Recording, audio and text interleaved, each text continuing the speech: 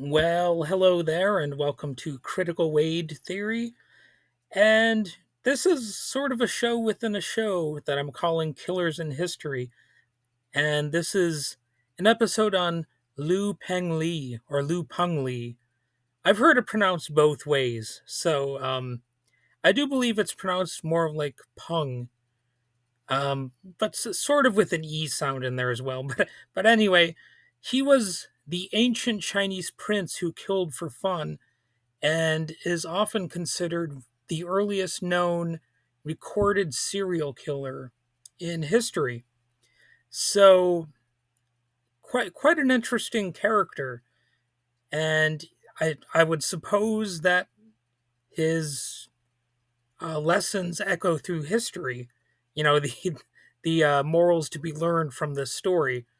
You know, it's one of those dark and lesser known corners of true crime, but it really has some social commentary sort of built right into it. So I'm your host, Wade, as you might have imagined. And today we're, looking back over 2,000 years to the Western Han dynasty of ancient China.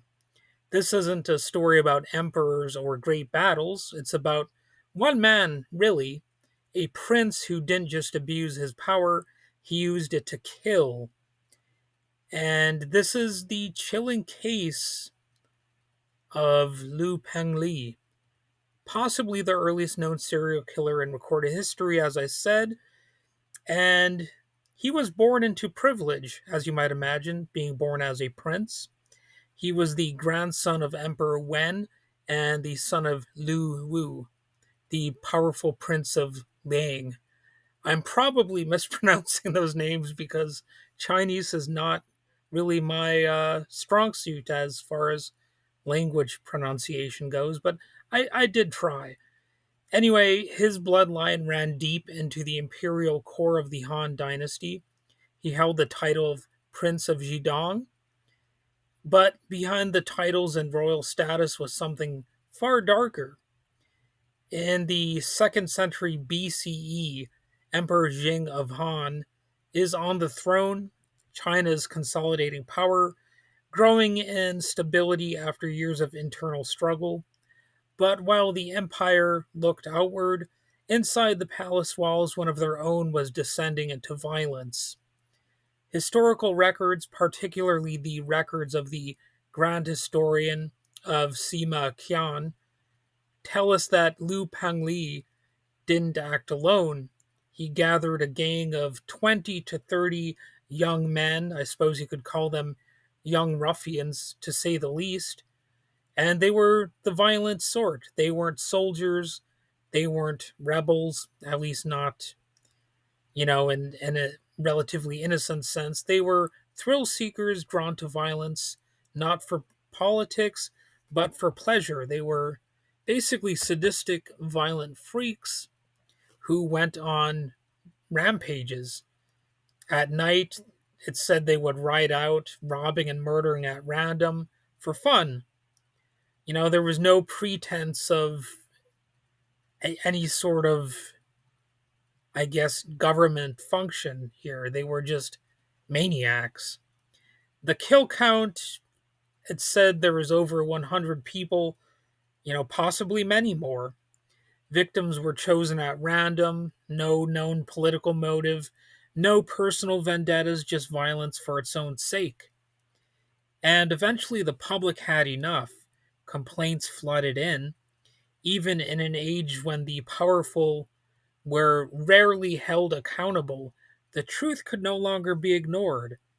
Now here's where the story takes a twist, and it's probably a predictable twist, but a twist nonetheless. You'd think someone who committed 100 murders or more would face execution, but Peng Li was no ordinary citizen, he was royalty. So instead of death, the emperor stripped him of his title and banished him to a remote region far from the capital. That was it. No prison, no trial, just exile. And it actually reminds me of the famous case of Countess Elizabeth Bathory. And that whole thing where she was bricked into the wall or behind the walls of a castle, and that was actually, it sounds like a harsher punishment than what Peng Li ever faced, because she was at least bricked into a castle somewhere, and she presumably never got out. So why wasn't he held accountable? Well, because even in ancient China, political bloodlines shielded the worst offenders, and Peng Li's punishment wasn't justice, it was damage control. And today, his history is cited in discussions about criminal psychology, imperial corruption, and the chilling reality of unchecked power. And there's a lot to be learned from his example in terms of systems not holding criminals accountable, especially when they come from privileged backgrounds. And gee, why might that be relevant even in today's world? Well, I'll let you make some guesses about that. But anyway, he was a prince who turned predator, and a dynasty that looked the other way until the screams got too loud to ignore. So it's a definitely somber story, but one worth remembering. There are definite lessons to be drawn from this. At a certain point, if people have too much power and you don't hold them accountable in any meaningful way, well, you're basically asking for them to be able to go around abusing people in some way. You're all but totally granting them permission, in this case, something like the keys to the kingdom, to just go victimizing random people in the population. So, I guess that's pretty much all I have to say about this particular story for now. And if you found this story compelling, feel free to share it, and you can leave a review if you want. It may help more people discover these forgotten stories from the past. And, I sometimes do other true crime related stuff, but I also do movie reviews. I discuss politics and current events, music, TV shows, you name it. I'm probably working on some random script as you're listening to this, and the course of my show is relatively unpredictable.